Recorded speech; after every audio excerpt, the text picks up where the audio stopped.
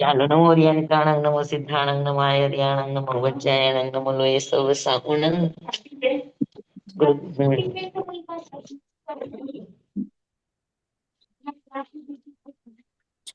ઓમ નમો નારાયણ, ઓમ નમો સૂયસ્ස, ઓમ નમો સૂય દેવ્યાય, ઓમ નમો વાયરાર્યસ્સ, ઓમ નમો બંધીએ લીલીએ. મોટી બુક. તીર્થંકરો, ગંધરો, પૂર્વધરો, શ્રુતધરો, વાચનાચાર્યો, યુગ પ્રધાન આચાર્ય, ઉપાધ્યાય, સાધુ સાધુ ભગવંતો, જૈન શાસન દેવ, જૈન શાસનમાં તાપ કરવાની આજ્ઞા હો, શરણો હો, સંરક્ષણ હો. આપ સર્વની આજ્ઞા હો, શરણો હો, સંરક્ષણ હો. આપ સર્વની આજ્ઞા હો, શરણો હો. બોલો. વંદના કર હે.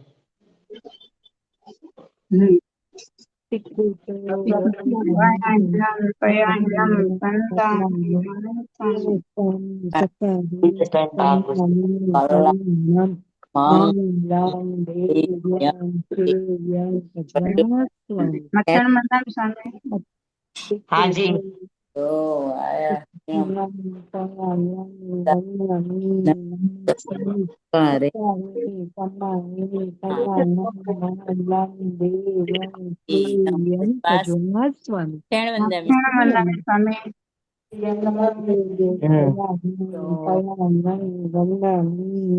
સ્વામી સકારી સમાય કલ્યાણમ મંગલમ દેવી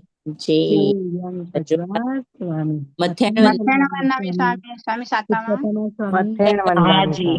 હા હા.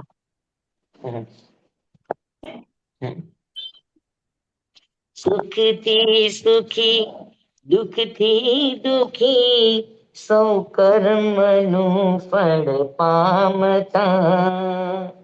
કર્મો થકી બ્રાહ્મણ ક્ષત્રિય વૈશ્ય શૂદ્રે જન્મતા. કર્મો થકી અજ્ઞાનતા, કર્મો થકી મોહાંધતા, કર્મો થકી સંસારમાં જીવ ભવ ભ્રમણને પામતા. કર્મના ફળ ભોગમાં ના દોષ કોઈ અવરનો, ના દોષ છે કોઈ કર્મનો, ના દોષ કોઈ ઘટમાળનો. દોષો અગર કોઈ હોય તો એ જીવના અવિવેકનો. નિજ દોષ દેખે શુદ્ધ બને, સિદ્ધાંત છે આ કર્મનો. જેમ ચંદ્ર નાડી, સૂર્ય નાડી, સુષુમણા નિરમણતા.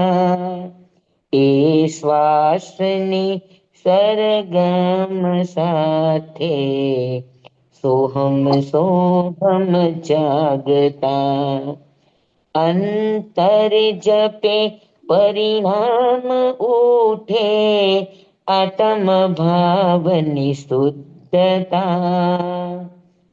કર્મો ખપે મુક્તિ મળે, પામે પ્રભુની પરમતા. કર્મો ખપે મુક્તિ મળે, પામે અમરની અમરતા. પામે અમરની અમરતા.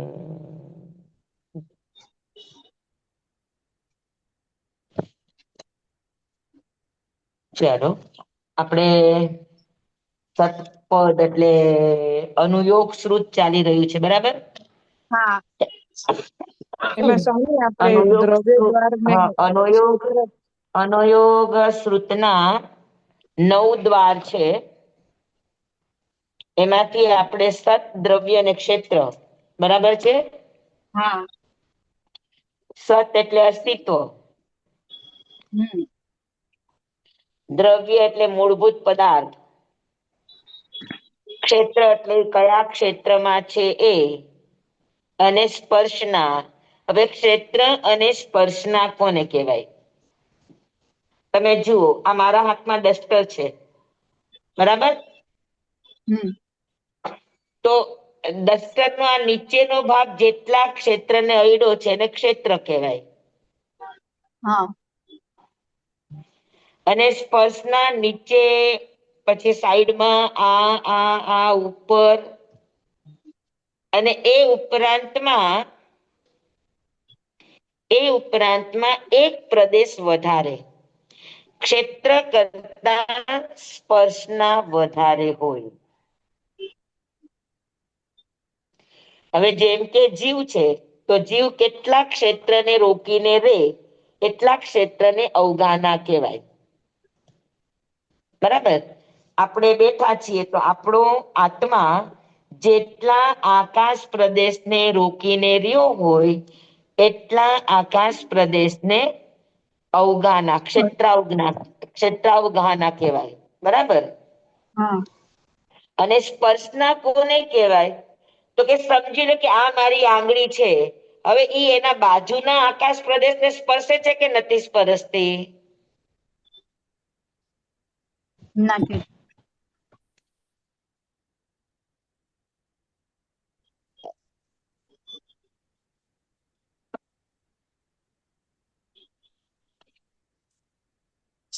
આ આત્મા જેટલા આકાશ પ્રદેશને રોકીને રહ્યો છે, હા, એ ક્ષેત્ર છે, અવગાહના છે. બરાબર? હા. અને સ્પર્શના કોને કહેવાય? એનાથી તો કે એક એક પ્રદેશ, બાજુમાં જે પ્રદેશ છે એને અડીને રહ્યો હોય બધી બાજુથી, ઈ સ્પર્શના છે.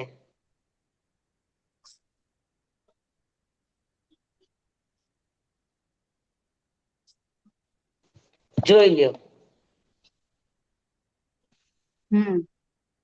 તો બાજુના એક આકાશ પ્રદેશને અડીને રે એને સ્પર્શના કહેવાય. આ છે એ ક્ષેત્ર કહેવાય, આ છે એ સ્પર્શના કહેવાય. સમજાણું? ક્ષેત્ર કરતા સ્પર્શના બધી બાજુએ એક એક આકાશ પ્રદેશ વધારે હોય.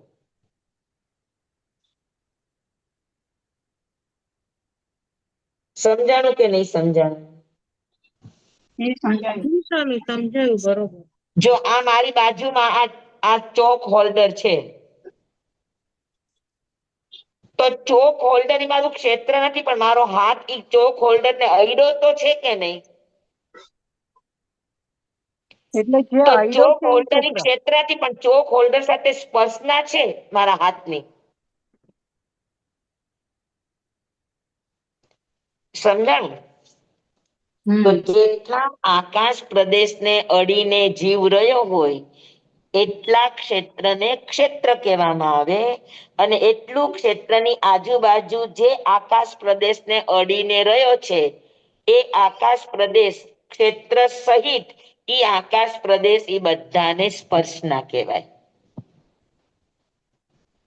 સમજાણું? ક્ષેત્ર બી એમ આવી જાય. હા, ક્ષેત્ર પણ એ સ્પર્શના તો છે જ, ક્યાંય જીવ અડ્યો તો હા. છે જ. હા. હા. પણ બરાબર. ક્ષેત્ર કરતા સ્પર્શના, સમજી લો કે ક્ષેત્ર 10 આકાશ પ્રદેશ છે, તો હા. સ્પર્શના 12 આકાશ પ્રદેશ થાય, એક આ બાજુ ને એક આ બાજુ. એક આ બાજુ. હા, બરાબર. સમજાણું? લંબાઈમાં સમજી લો કે 15 ક્ષેત્રને અવગાહિત કરે છે, તો 16 આ બાજુ, 15 એટલે આ બાજુ એક ને આ બાજુ એક, એટલે 18 ઇંચ ને અડીને રે. સમજાવું તમને બરાબર? હા. બે બાજુ એક એક આકાશ પ્રદેશની અક્ષર સ્પર્શના વધારે હોય. બેઠું સ્પર્શના કોને કહેવાય? જી હા.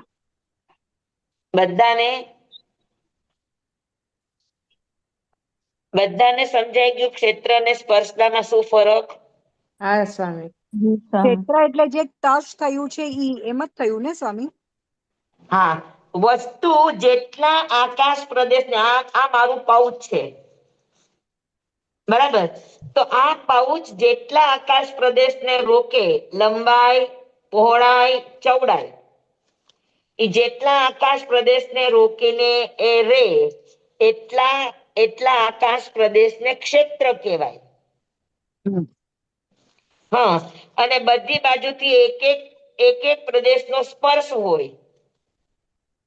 તો આટલા આકાશ પ્રદેશ તો એ સ્પર્શા છે, ઉપરાંતમાં એક એક પ્રદેશ વધારે એની સ્પર્શના હોય. કેમ કે જ્યાં વસ્તુ નથી પણ બાજુના આકાશને અડીને તો રહ્યું જ છે. હા, તો એક એક આકાશ પ્રદેશની સ્પર્શના દરેક દિશામાંથી વધારે હોય. એટલે ક્ષેત્ર કરતા સ્પર્શના દરેક બાજુથી એક એક પ્રદેશ વધારે હોય. હા, જેમ કે મેં તમને સમજાયું કે એ આકાશના 10 પ્રદેશની લંબાઈને રોકે છે. હા, તો ઉપરમાં એક ને નીચેમાં એક, એટલે 12 પ્રદેશની એની સ્પર્શના હોય. પહોળાઈ એની 15 ની છે. હા, તો 15 ને એક બાજુ આ એક બાજુ એટલે 18 આકાશ પ્રદેશની સ્પર્શના હોય. 16 નું ક્ષેત્ર તો 18 ની સ્પર્શના, 10 નું ક્ષેત્ર તો 12 ની સ્પર્શના. જાડાઈ એની 5 આકાશ પ્રદેશની છે, તો 7 આકાશ પ્રદેશની સ્પર્શના હોય. સમજાણું? જી. બરાબર. બધાને સમજાણું? હા જી સ્વામી. જી સ્વામી. એકદમ. હા. Very good. હા, એટલે જીવ જેટલા આકાશ પ્રદેશને રોકીને રે એ જીવનું ક્ષેત્ર છે. બરાબર. કોઈ પણ પદાર્થનું એક ક્ષેત્ર છે અને એની આજુબાજુ એક એક આકાશ પ્રદેશની સ્પર્શના વધારે છે, તો એની સ્પર્શના છે. એટલે ક્ષેત્ર અને સ્પર્શના કહેવાય એક જ, પણ ક્ષેત્રમાં વસ્તુ છે એટલું જ ગણાય. જ્યારે સ્પર્શનામાં બધી જ બાજુથી એક એક આકાશ પ્રદેશની સ્પર્શના વધારે હોય. કેમ કે કોઈ પણ વસ્તુ આજુબાજુના આકાશ પ્રદેશને તો અડતી જ હોય. અડે કે ન અડે? અડે. હા, જેમ કે આ પુસ્તક છે, તો પુસ્તકનું પોતાનું ક્ષેત્ર અલગ છે, પણ બાજુમાં આ રીતે એને પાટી અડીને હોય કે ન હોય? તો આ પુસ્તક પાટીને અડે છે કે નહીં? તો પાટીને અડે એ પાટીની સ્પર્શના કહેવાય. અને પુસ્તક પોતે છે એ ક્ષેત્ર કહેવાય. હા, બેઠું બધાને? હા જી. એકદમ બધાને બેસી ગયું?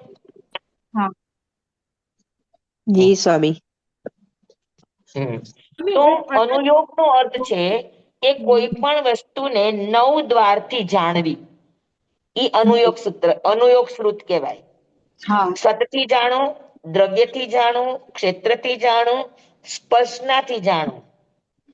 હવે આવે છે કાળથી જાણો. બરાબર. તો કાળથી જાણવું એટલે શું? કે આ કેટલો કાળ રહેશે, કેટલો કાળ એ વચ્ચે ગેપ પડશે. તો કાળને લઈને પદાર્થને જાણવું એને કહેવાય કાળ. આપણે દરેકની સ્થિતિ જાણીએ કે મનુષ્યની સ્થિતિ કેટલી, તો કે આટલા વર્ષની. પછી તો કે આયુષ્ય પૂરું થઈને બીજી ગતિમાં જાય, બીજી ગતિમાં જઈને ફરી પાછો મનુષ્યમાં આવે, જેને આપણે ભવ સ્થિતિ અને કાય સ્થિતિ કહીએ. તો એ બધું શેમાં આવે? તો કે એ બધી જ વસ્તુની કાળ મર્યાદાઓ છે. તો હરેક પદાર્થની કાળ મર્યાદાનો વિચાર કરવો એને કાળ દ્વાર કહેવાય. બરાબર. પછી ભાગ. ભાગ એટલે એકબીજાની તુલના કરીએ. સમજી લે કે હું કહું કે આ પાઉચ અને આ હોલ્ડર, ઈ બેમાં નાના મોટાનો રેશિયો કાઢો તો કેટલો થાય? તો કે આ એના સંખ્યાતને ભાગે, આ એના અસંખ્યાતને ભાગે. તો એ જે બે વચ્ચેનો ડિફરન્ટ કાઢો તમે, એને ભાગ કહેવાય. હા. જેમ કે જીવ કાઢો તો જીવમાં નારકી જીવો, તિર્યંચના જીવો, દેવના જીવો, મનુષ્યના જીવો અને સિદ્ધના જીવો. બરાબર. તો મનુષ્યના જીવો, સિદ્ધના જીવો આગળ કેટલા હોય? અથવા મનુષ્યના જીવો વનસ્પતિ આગળ કેટલા ભાગે હોય?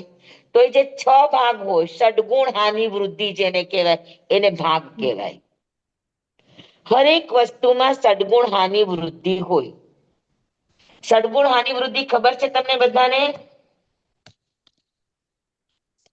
નથી ખબર. ના. સમજાવું હા. પેલા સદગુણ એટલે 6 ગુણ.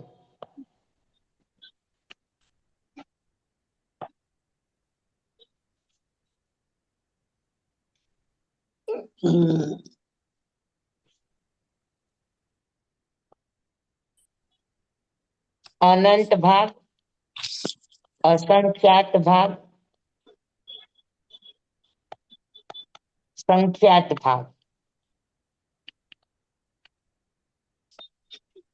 પછી સંખ્યાત ગુણ, અસંખ્યાત ગુણ અને અનંત ગુણ.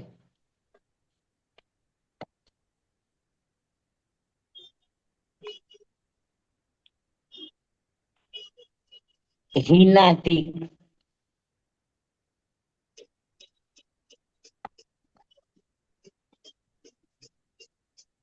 હવે કોઈ બે વસ્તુનું કમ્પેરિઝન કરવું છે કે બેમાં કેટલો ડિફરન્ટ છે, અનંત ભાગ, અસંખ્યાત ભાગ કે સંખ્યાત ભાગ. સંખ્યાત ગુણ, અસંખ્યાત ગુણ કે અનંત ગુણ. સમજી લે કે તમને એમ કહું કે 1 અને 100 ની વચ્ચે કેટલો ડિફરન્ટ છે?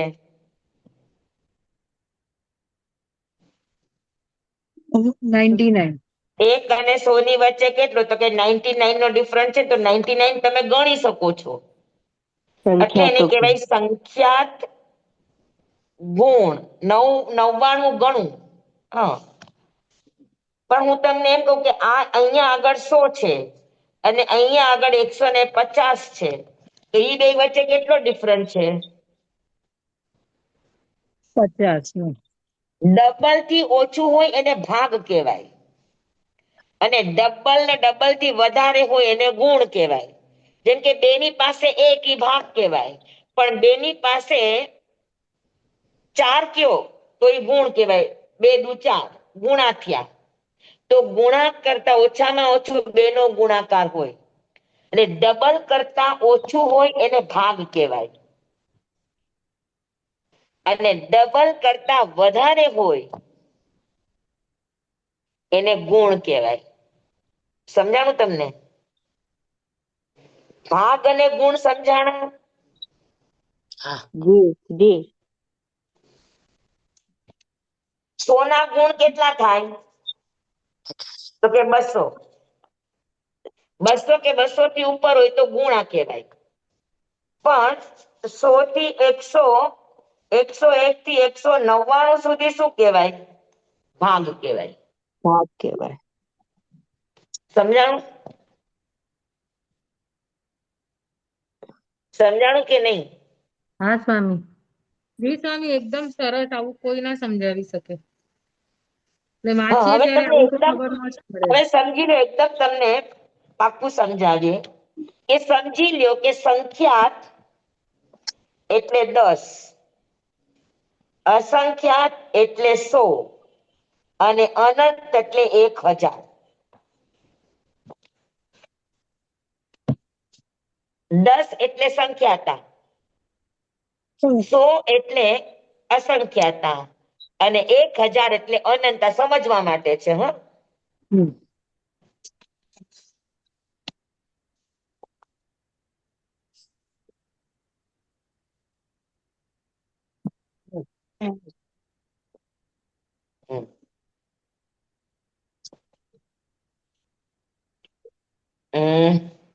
એક મિનિટ. હા, તમારી પાસે ઠોકડાની બુક છે કોઈ પાસે? હા, મારી પાસે છે. એક મિનિટ. હા, સદગુણ હાનિ વૃદ્ધિ કોઈની પાસે છે? મારી પાસે 1 મિનિટ કાઢી દો. હું પણ એમાં જોઈ આવું. દ્રષ્ટાંત છે 100, 10, 100 ને 1000 નું.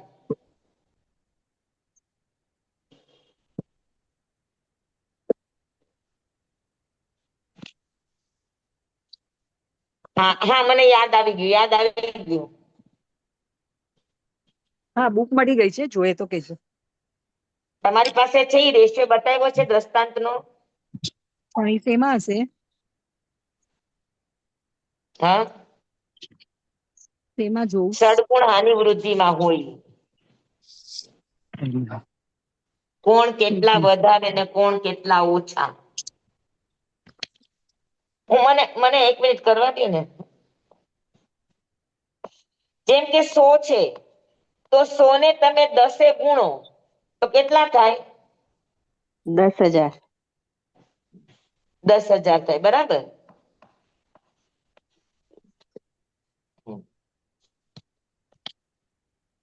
એક મિનિટ. પેલા આપણે ગુણા કરીએ. 100 થી ગુણો તો 10,000, બરાબર. પછી 100 ને 100 થી ગુણો તો કેટલા થાય? લાખ. 1,00,000 થાય. એકમ દશક 100,000 10,000, 10,000 થાય. 1 મિનિટ. આ 1000 થાય. 10 ને 100 એ ગુણો તો 1,000 થાય. 100 ને 100 એ ગુણો તો 10,000 થાય. અને 1000 ને 100 એ ગુણો તો કેટલા થાય? એક. જેઠવાના સ્વામી છે આ જ છે. 10,00,000. 1,00,000 થાય. હા, 1,00,000 થાય. સમજાણું? સમજાણું તમને બધાને? જી. જોઈ લો. 10 છે એ સંખ્યા. હા, તો અહીંયા તમારે 100 હોય ને અહીંયા 1000 હોય તો એ શું કહેવાય? તો કે સંખ્યાત ગુણ કહેવાય.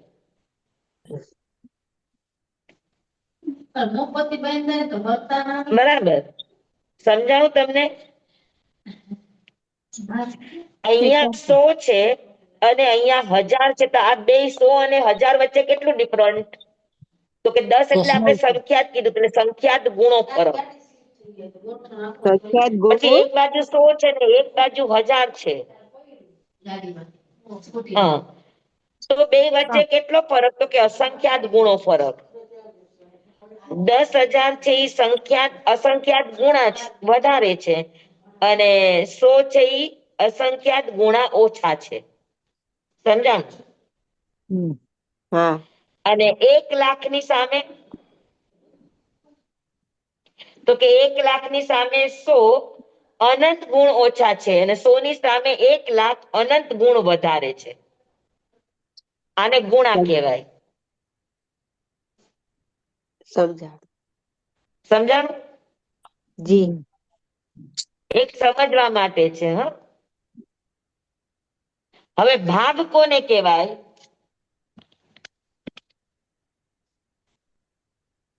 તો કે 1000 ને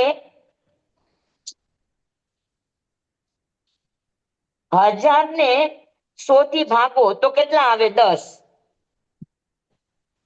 10,000 ને 100 થી ભાગો તો કેટલા આવે? 100. અને 1,00,000 ને 100 થી ભાગો તો કેટલા આવે? 1000.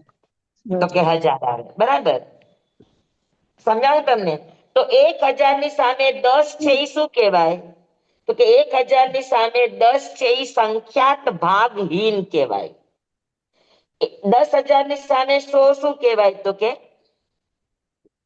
સંખ્યાત ભાગહીન. અસંખ્યાત ભાગહીન અને અસંખ્યાત ભાગ વધારે કહેવાય. અને 1,00,000 ની પાસે 1,000 છે એ શું કહેવાય? તો કે અનંત ગુણહીન અને અનંત ગુણ વધારે. આને ભાગ કહેવાય. ભાગનો અર્થ છે કે બંનેની સંખ્યામાં, બંનેના ગુણોમાં કેટલી તરતમતા છે. આ કમ્પેરિઝનને ભાગ કહેવાય.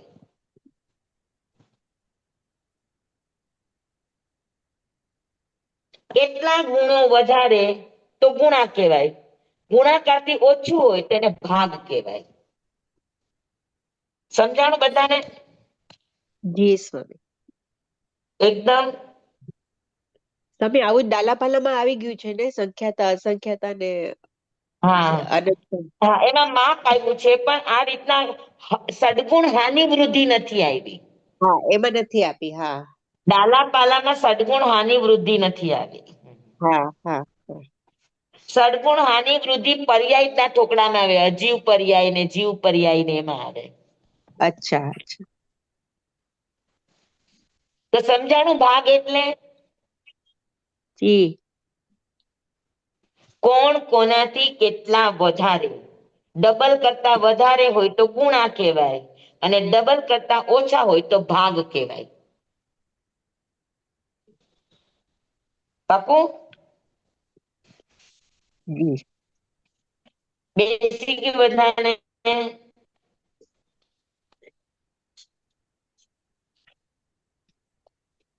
ભાગના જો આ 6 ભાગ હોય: સંખ્યાત ભાગ, અસંખ્યાત ભાગ, અનંત ભાગ, અસંખ્યાત ભાગ, સંખ્યાત ભાગ, સંખ્યાત ગુણ, અસંખ્યાત ગુણ, અનંત ગુણ.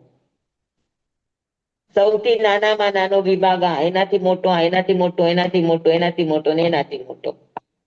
આમ 6 તરતમતા હોય. સૌથી નાનામાં નાની તરતમતા હોય તો એને અનંત ભાગ કહેવાય. એનાથી મોટી તરતમતા હોય તો અસંખ્યાત ભાગ કહેવાય. એનાથી ઓછી તરતમતા હોય તો સંખ્યાત ભાગ કહેવાય. સમજાવું તમને? સૌથી જી ઓછી, પછી એનાથી વધારે, પછી એનાથી વધારે, પછી એનાથી વધારે હોય તો સંખ્યાત ગુણ, એનાથી વધારે હોય તો અસંખ્યાત ગુણ, એનાથી વધારે હોય તો અનંત ગુણ. બેસી ગયું જી સ્વામી. બધાને? જી સ્વામી. ન સમજાણું તો કેજો. આ થોડોક સ્વામી ડીપ તમે વિષય છે, સમજાવવાનું. અનુયોગ છે ને ઈ. હા, એટલે અનંતમાં જે ભાગ છે એ ઓછામાં ઓછો છે, અને અનંત ગુણ જે છે એ વધારેમાં વધારે છે. એટલે આપણે કમ્પેરિઝન કરીએ તો હા, સૌથી ઓછો ફરક હોય ને એને અનંતમો ભાગ, અસંખ્યાતનો ભાગ ને સંખ્યાતનો ભાગ. સૌથી ઓછામાં ઓછો ફરક હોય એને અનંત કહેવાય. એનાથી વધારે ફરક હોય. નહીં, સોરી સોરી સોરી અનંત સોરી તો સોરી વધારે થાય ને. સૌથી વધુમાં વધુ ફરક હોય એને અનંતનો ભાગ કહેવાય. એનાથી ઓછો ફરક હોય તો અસંખ્યાતમાં, એનાથી ઓછો હોય તો સંખ્યાત. સંખ્યાતમાં, એનાથી ઓછો તો સંખ્યાત ગુણ, એનાથી ઓછો તો અસંખ્યાત ગુણ, એનાથી ઓછો હોય તો અનંત ગુણ. અનંત ગુણ. ફરકમાં ફરક ઓછો હોય. તો સ્વામી હવે સમજાણું? એક વાક્ય, સ્વામી મોક્ષ ગતિમાં હા, એક વાક્ય છે: સિદ્ધના જીવ સઘળા જીવને અનંત મેં ભાગે છે, અને યસ, અનંત ને ભાગ્ય એટલે શું કહેવાય કે વનસ્પતિને છોડીને એક બાજુ બધા જીવ ભેગા કરો અને એક બાજુ સિદ્ધ ભગવાનને મૂકો. હા, તો સિદ્ધ ભગવાન વનસ્પતિને છોડીને અનંત ભાગ વધારે છે, અને વનસ્પતિ સાથે સંસારી બધા જીવ લ્યો તો સિદ્ધ ભગવાન અનંત ને ભાગે એટલે ઓછા છે. વનસ્પતિના હિસાબે. વનસ્પતિને કાઢી નાખો ને તો સિદ્ધ ભગવાન વધારે હોય બધા જીવોની અપેક્ષા. અને વનસ્પતિ સાથે હોય તો સિદ્ધ ભગવાન ઓછા હોય ને સંસારી જીવ વધી જાય. હમ. સમજાણું? વનસ્પતિને કેવી રીતના સ્વામી? નિગોદના. વનસ્પતિમાં નિબોધ. હા, નિગોદના હિસાબથી. હા નિબોધના હિસાબે હા. સૌથી વધારે જીવો નિગોદના છે. જી. એટલે સ્વામી સિદ્ધના જીવ સઘળા જીવને અનંતમય ભાગે છે, એનો મતલબ હા, કે જીવ જે છે આ બધા, એમાં તો જીવ લીધા સઘળા જીવ એટલે વનસ્પતિ પણ આવી જ ગઈ. એટલે હા, એના કરતા સિદ્ધ ભાગે એટલે ઓછા છે, ગુણા નથી. હા, અનંત ને ભાગે ઓછા છે. અનંતમે ભાગે. અને લોકને અસંખ્યાતને ભાગે છે. એટલે આખા લોકની જયારે ગણતરી કરો એટલે પછી બીજા બધા જીવોનો પણ સમાવેશ થઈ ગયો. હમ એવી રીતે ને સ્વામી? લોકને અસંખ્યાત में ભાગે છે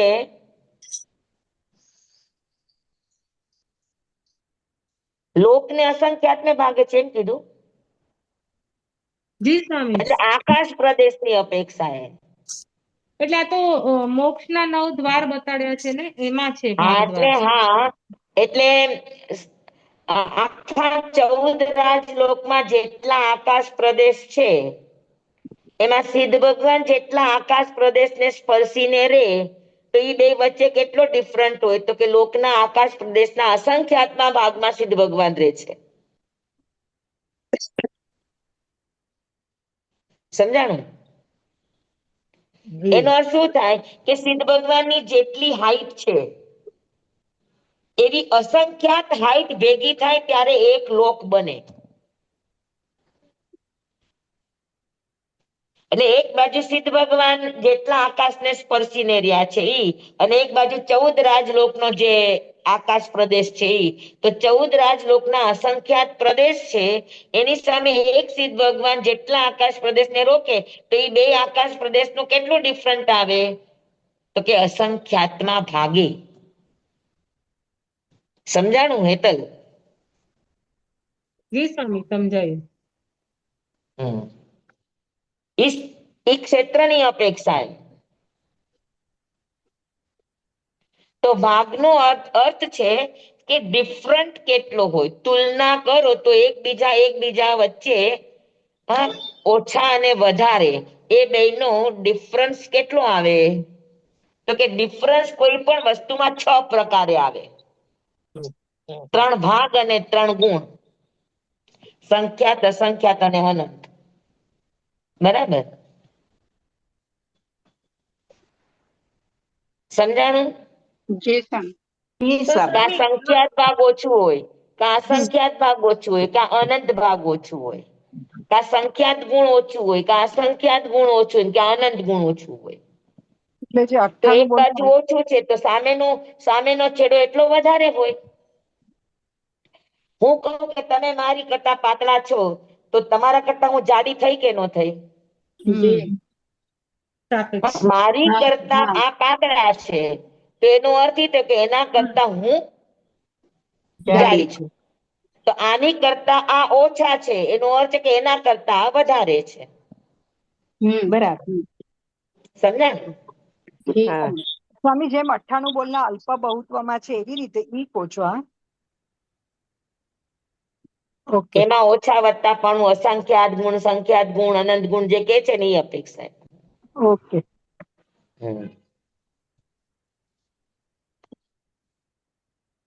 સમજાણું બધાને જી સ્વામી એને કહેવાય ષડગુણ હાનિ અને વૃદ્ધિ 6 ગુણથી ઓછું 6 ગુણથી વધારે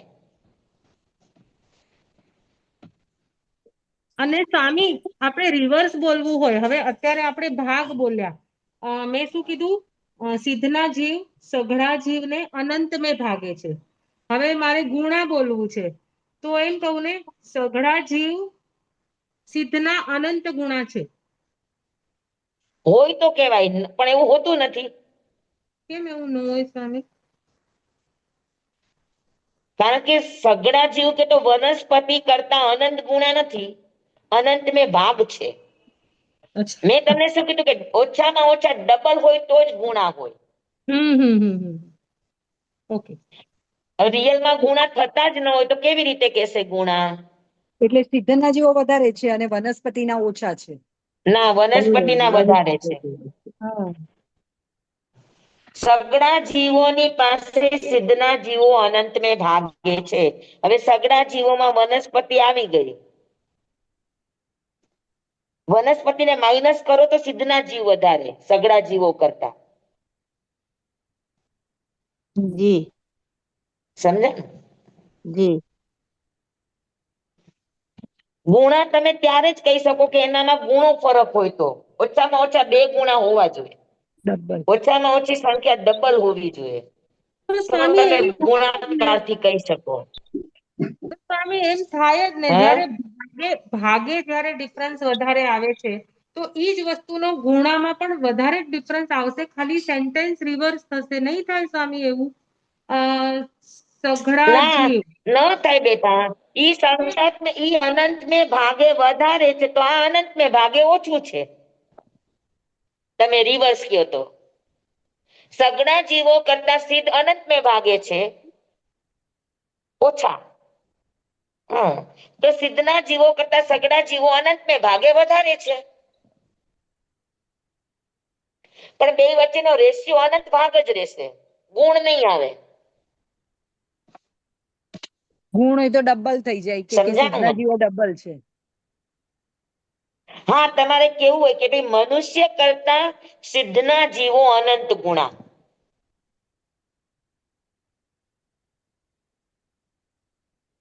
જે તમે 98 બોલના અલ્પ બહુત કયો છો, તો સંખ્યાત અને અસંખ્યાતના બોલથી જ્યારથી અનંતનો ગુણ શરૂ થાય એ બધા જ બોલ આગલા બોલો કરતા અનંત ગુણા હોય. જી જી તો આગલા અનંત ગુણા વધારે છે તો પાછલા બોલો અનંત ગુણા ઓછા છે. પણ રેશિયો સરખો જ રહે, ગુણ છે તો ગુણ અને ભાગ છે તો ભાગ. સગડા જીવો કરતા સિદ્ધના જીવો અનંત ને ભાગે છે તો સિદ્ધના જીવો કરતા સગડા જીવો અનંત ને ભાગે વધારે છે. રિવર્સમાં આવો તો અનંત ગુણ ના થાય. બે વચ્ચેનો ડિફરન્ટ અનંત ભાગ છે, અનંત ગુણ નથી. એટલે સ્વામી મેં છે ને મેથ્સ નો રૂલ લગાડ્યો કે 3 ચોકુ 4, 3 ચોકુ 12 તો 12/4 એટલે 3 એમ. ના ના, એવું ના આવે, એવું ના આવે. અહીંયા સમજાતું. હિનાદિક નો અર્થ બે વચ્ચે ડિફરન્ટ છે તો ડિફરન્ટ સરખો છે અનંત ભાગ. અને છેડા બે છે, સગડા જીવ ને અનંત જીવ.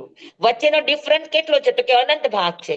તો અગર સિદ્ધના જીવ અનંત ભાગે ઓછે છે તો સિદ્ધ કરતા આ જીવ અનંત ભાગે વધારે હશે, કેમ કે બે વચ્ચેનો ડિફરન્ટ ઇક્વલ જ રહે.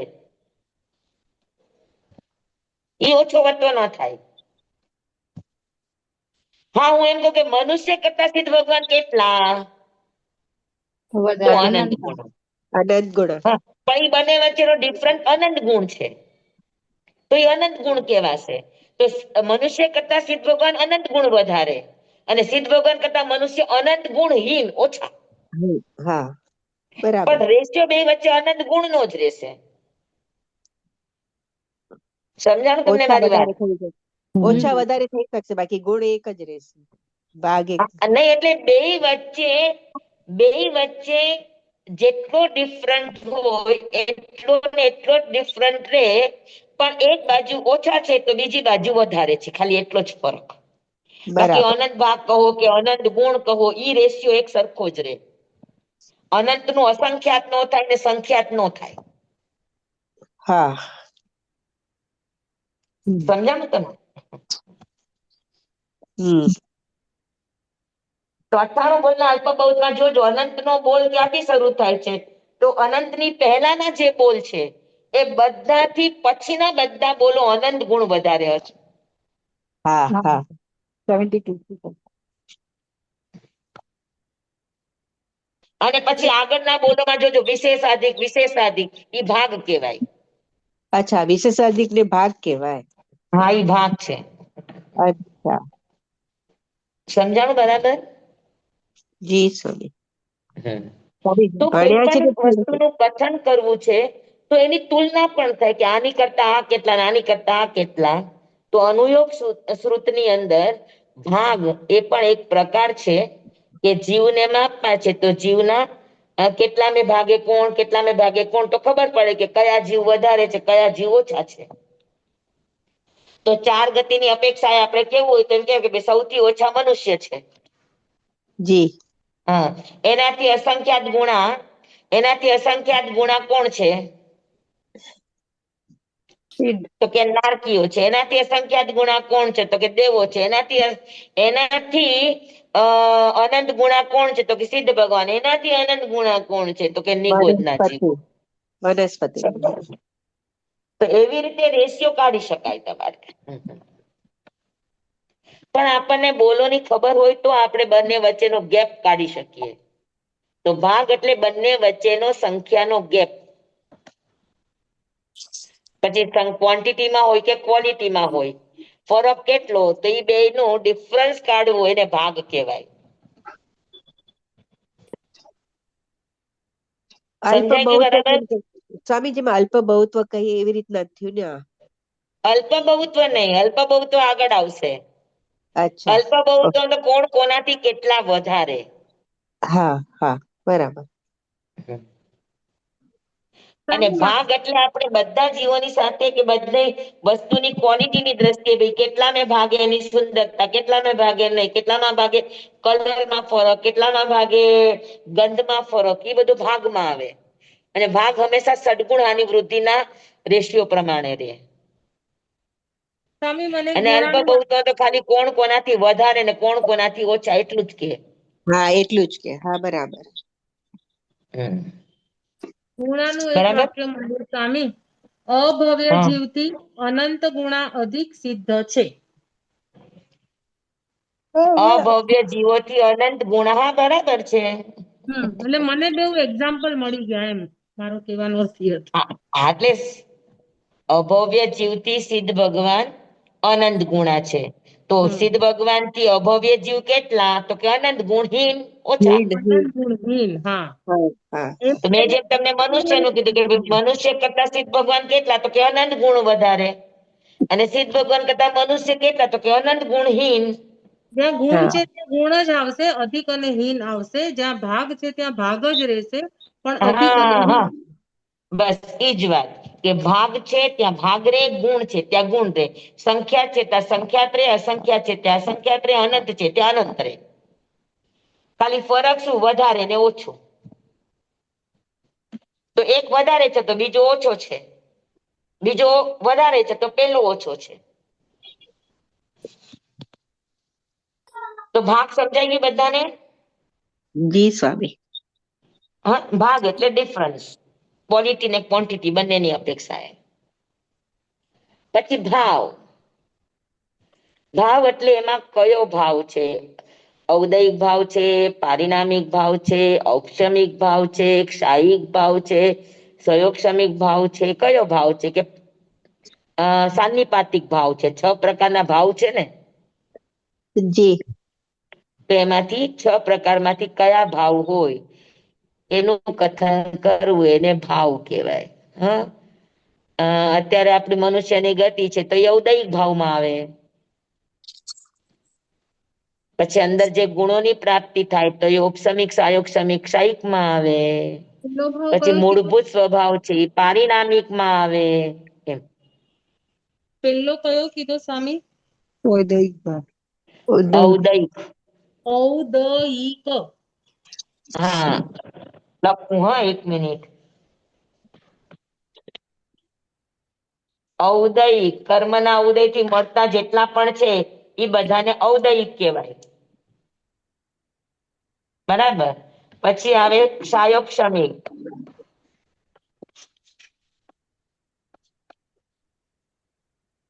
પછી આવે ઔપચારિક. પછી આવે ક્ષાયિક. પછી આવે પારિણામિક. પછી આવે સાન્નિપાતિક.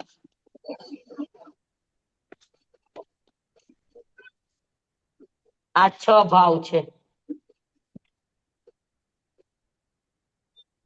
કર્મના ઉદયથી મળે મનુષ્યની ગતિ છે એ ઔદયિક ભાવ કહેવાય.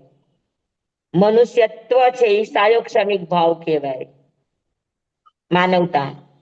હા, પછી એમાંથી તમને સમ્યક દર્શન કે તમે આગળ જાઓ જે ઉપસમ કર્મના ઉપસમથી મળે એને ઔપચારિક ભાવ કહેવાય. કેવળ જ્ઞાન છે એ ક્ષાયિક ભાવ છે. પછી આત્માનું ભવ્યત્વ, અભવ્યત્વ, પછી ચૈતન્યત્વ, ઉપયોગ, આ પારિણામિક ભાવ છે. અને 1, 2 કે 2 ભાવ કે 3 ભાવ કે 4 ભાવ એક સાથે હોય તો એને સાન્નિપાતિક ભાવ કહેવાય. સમજાણું?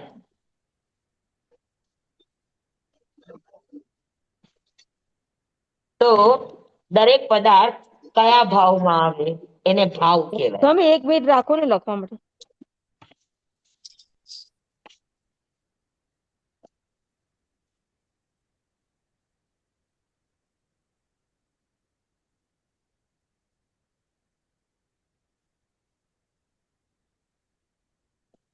સ્વામી પારિણામિકમાં આપે શું જણાવ્યું? ભવ્યત્વ, અભવ્યત્વ. ભવ્યત્વ, અભવ્યત્વ, ઉપયોગ, ચૈતન્યત્વ એ બધું પારિણામિક ભાવ છે જીવના.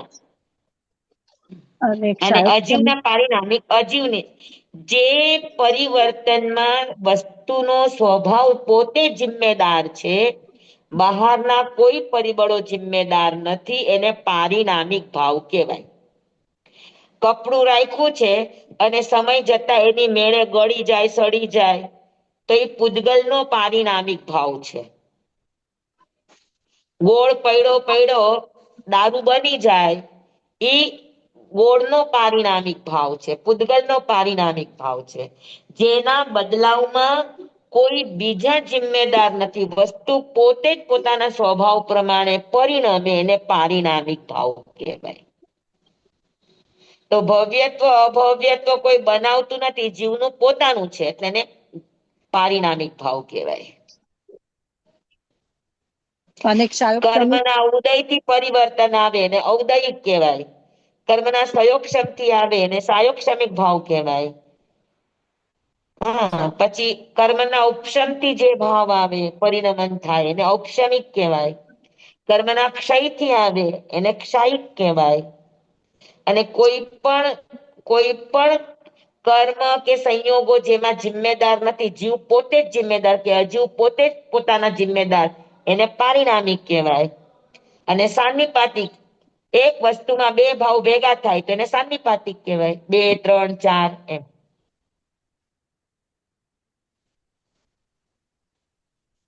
સમજાઈ ગયું બધાને? સ્વામી હજી હમ એક શબ્દ રહી ગયો. અમ ઔદયિક જે છે એ કર્મના ઉદયથી આપે જણાવ્યું, ઔપશમિક છે હા કર્મના ઉપશમથી જણાવ્યું, તો ક્ષાયોપશમિક હમ ને કર્મનું શું તો જણાવ્યું? ક્ષય અને ઉપશમ સમજી ક્ષય લો કે અને અત્યારે ઉપશમ આપણે બે. ભણી હા, રહ્યા છીએ. ક્ષયોપશમ. હા, હમ તો પુરુષાર્થ દ્વારા કર્મ ખપે. હમ હા, પણ અંદર બીજા કર્મના ઉદયો ચાલુ જ છે.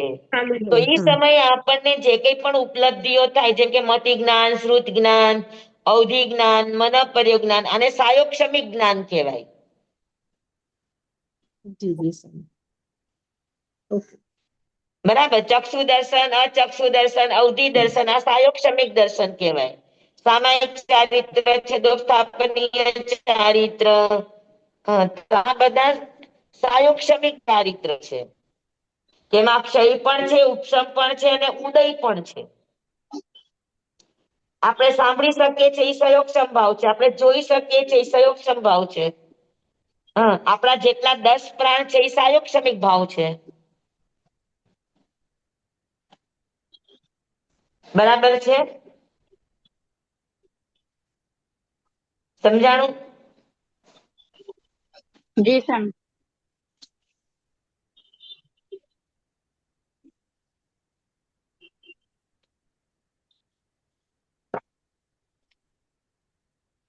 ઔપશમિક ભાવ કર્મના ઉપશમથી, જેમ કે ઉપશમ સંકિત, ઉપશમ ચારિત્ર, ઉપશમ યથાખ્યાત ચારિત્ર, હા, એ ઉપશમ ભાવ કહેવાય. ક્ષાયિક ભાવ કેવળ જ્ઞાન, કેવળ દર્શન, યથાખ્યાત ચારિત્ર, હા, એ બધાને સાયિક ભાવ કહેવાય. ભવ્યત્વ, અભવ્યત્વ, આ પારિણામિક ભાવ કહેવાય.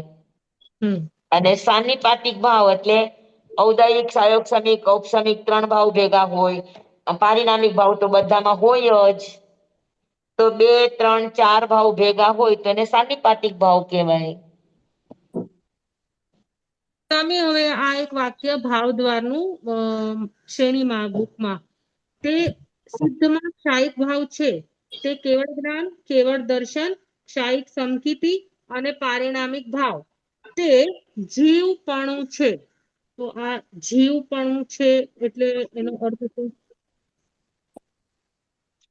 જીવપણું છે એટલે શુદ્ધ છે. જીવનું પોતાનું મૂળભૂત છે. ક્ષાયિક ભાવથી જે પણ આવે એ જીવના મૂળભૂત સ્વભાવ હોય. હા હા હા, ઓકે.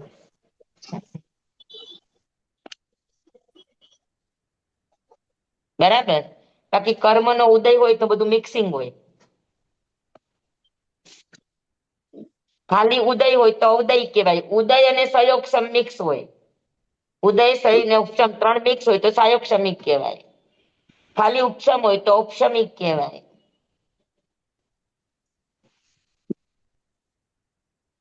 પછી ઉત્પાદ વ્યય ધ્રુવ થવું આ પારિણામિક ભાવ કહેવાય. સ્વાભાવિક છે, એમાં કોઈ કરતા નથી કે કોઈ નિમિત્ત નથી, કોઈ જિમ્મેદાર નથી.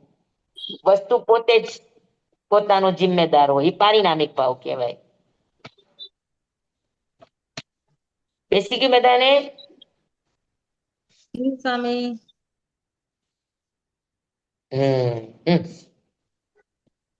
તો વસ્તુનું આટલા બધાની રીતે કથન કરવું અને જે તમને જ્ઞાનની ઉપલબ્ધિ થાય એને અનુયોગ શ્રુત કહેવામાં આવે. ભાવ પછી આવે અંતર. અંતર એટલે ગેપ. આજે છે અને ફરી પાછું આવશે એની વચ્ચે કેટલો ગેપ, એને અંતર કહેવાય. આજે સિદ્ધ થયા તો ફરી પાછા સિદ્ધ થશે, એ બે ની વચ્ચે કેટલું અંતર, ગેપ કેટલો પડશે, એને અંતર કહેવાય. આજે આપણને મનુષ્યની ગતિ છે, આયુષ્ય પૂરું થશે તો આપણને મનુષ્યનો ભોગ ક્યારે મળશે? તરત મળે, અને ન મળે તો કેટલા વખત પછી મળે. તો એ જે વચ્ચેનો કાળ મર્યાદા છે, એ વચ્ચેની જે ગેપ છે એ અવસ્થાનું, એને અંતર દ્વાર કહેવાય. સ્વામી એને વીરપદ બી કહેવાય કે ના કહેવાય? વીર ન કહેવાય. આમ કહી શકો તમે, પણ એકચ્યુઅલમાં એનો શબ્દ અંતર આવે. અચ્છા અચ્છા. હા, અને પછી આવે અલ્પ બહુત્વ. અલ્પ બહુત્વ એટલે કોણ કોનાથી વધારે ને કોણ વધારે. કોનાથી ઓછું, એને અલ્પ બહુત્વ કહેવાય. આ 9 દ્વારથી કોઈ પણ વસ્તુને, કોઈ પણ પદાર્થને, કોઈ પણ દ્રવ્યને, કોઈ પણ પર્યાયોને આ 9 દ્વારથી જોવી અને જાણવી, અને એનાથી જે એને સંપૂર્ણ પદાર્થનું જ્ઞાન થાય એને અનુયોગ શ્રુત કહેવામાં આવે. બરાબર. આ 9 માંથી એક દ્વારનું થાય તો એને અનુયોગ શ્રુત કહેવામાં આવે. અને 9 દ્વાર 2, 4, 6, 9 દ્વારથી તમે જાણો વસ્તુને, તેને અનુયોગ સમાસ શ્રુત કહેવામાં આવે. સમજાણું? તમે ફરીથી બોલો ને. આપણે આ 9 દ્વાર કર્યા, એમાં કોઈ એક દ્વારથી વસ્તુ પદાર્થનું આપણને જ્ઞાન થવું, એને અનુયોગ શ્રુત કહેવામાં આવે. અને 2 દ્વાર, 4 દ્વાર કે 9 દ્વારથી વસ્તુનું જાણપણું થવું, એને કહેવાય અનુયોગ સમાસ શ્રુત. સમજાણું? જી સ્વામી જી. હા, અનુયોગ શ્રુત અને અનુયોગ સમાસ શ્રુત, આ 12 પ્રકાર થયા. હવે આપણે જોવાનું છે કે પ્રાભૃત પ્રાભૃત, પ્રાભૃત પ્રાભૃત સમાસ, પછી પ્રાભૃત પ્રાભૃત સમાસ, પછી વસ્તુ વસ્તુ સમાસ, અને પૂર્વ અને પૂર્વ સમાસ. આપણા આટલા ભેદો બાકી છે. બરાબર. હવે પ્રાભૃત પ્રાભૃત કોને કહેવાય?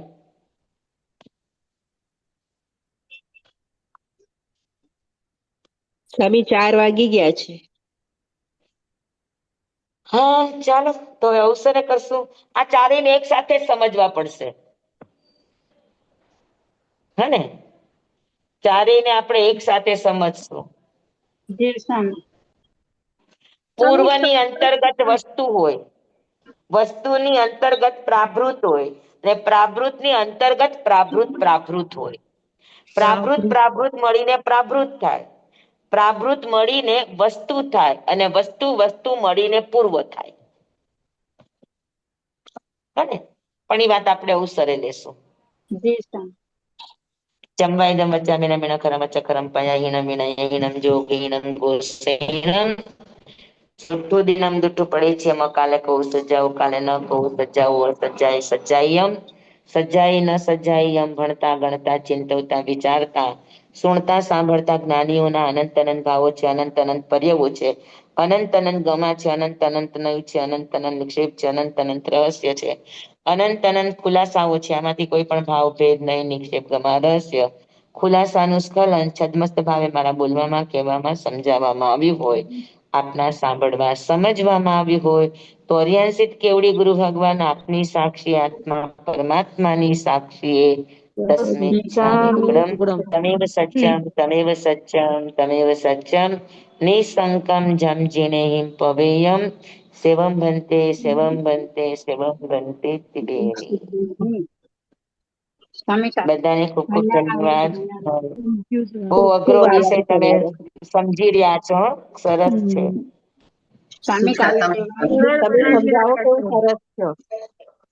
નમો શાતામાં નિરંકારાય, સ્વામી નમો કાલે લેશું સિદ્ધાનંદ નમો આયર્યાણંદ નમો વજ્રાયણ નમો લોય સૌ સાહુણંગ એસો પંચન મુખારો સૌ પાવપણાસણો મંગલાણં ચ સવ્યેસીમ પડમં હવૈ મંગલમ પડમં હવૈ મંગલમ ગુરુદેવની આજ્ઞા શ્રી શ્રી ચતારી મંગલમ અર્હંતા મંગલમ સિદ્ધા મંગલમ સાહુ મંગલમ કેવલી પનત તમો મંગલમ ચતારી લોગુતમા અરિહંતા લોગુતમા સિદ્ધા લોગુતમા સાહુ લોગુતમા કેવલી પનત્વદમો લોગુતમો ચતારી શરણં પવજ્જામિ અરિહંતે શરણં પવજ્જામિ સિદ્ધે શરણં પવજ્જામિ સાહુ શરણં પવજ્જામિ કેવલી પનત્તં ધમ્મં શરણં પવજ્જામિ ચાર શરણા ચાર મંગલ ચાર ઉત્તમ કરે જે નર ભવસાગરમાં ન બુડે તે સકલ કર્મનો આણે અંત મોક્ષ તણા સુખ લહે અનંત ભાવ ધરીને જે ગુણ ગાય તે જીવ તરીને મોક્ષે જાય સંસારમાં હિ શરણાચાર અવર શરણ નહીં કોઈ જે નર નારી આદરે અક્ષય વિચલ પદવી હોય અંગૂઠે અમૃત વસે લબ્ધિ તણા ભંડાર શ્રી ગુરુ ગૌતમ સ્વામીજી ભગવાનને સમરીએ સદાય મનંચિત ફલદાતાર સદાય મન વાંચિત ફલદાતાર બોલો ભગવાન મહાવીર સ્વામી કી જય પૂજ્ય ગુરુદેવ કી જય સદાબાઈ મા સતી જય. આનંદ કી શુભ જય સાતમ સ્વામી વિહારની સાતમ સ્વામી શાતામાં બધાને ધન્યવાદ કાલે લેવાનું છે સાતામાં બિરાજો હા કાલે કાલે લેશું આપણે આત્મસિદ્ધિ હા બસ હમ અમે હાજી આવી ગયા ગોંડલ આવી ગયા અમે ગોંડલ આવી ગયા વેરી ગુડ સરસ ગોંડલ છીએ અમે થોડા દિવસ પછી રાજકોટ ઓકે બરાબર એ સામે શાતામાં રહેજો સ્વામી ચાલો બધાને જય જિનેન્દ્ર જય જય જિનેન્દ્ર શુભ સાતમ રહેજો સ્વામી જય જિનેન્દ્ર. બધા શાતામાં રહેજો સ્વામી જી